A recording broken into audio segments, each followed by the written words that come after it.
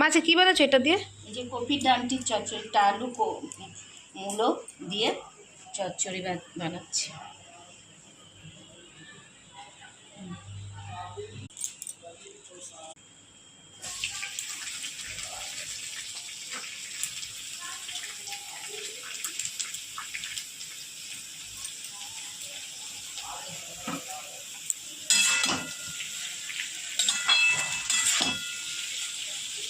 নুন দিলাম, দিয়ে সেদ্ধ হোক একটু। সর্ষে আর কাঁচা লঙ্কা আর হলুদ আছে।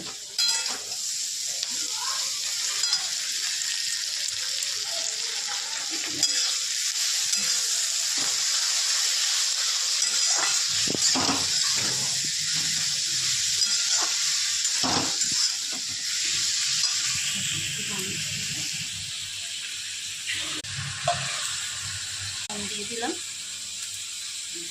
নুন তো দিলে, একটু দিয়ে দিলাম।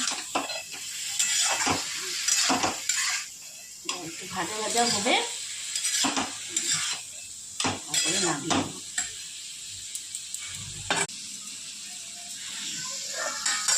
ঢেকে দিলাম, ঢেকে দিচ্ছি। হয়ে গেছে চচ্চড়ি, কপি পাতার ডাঁটির চচ্চড়ি।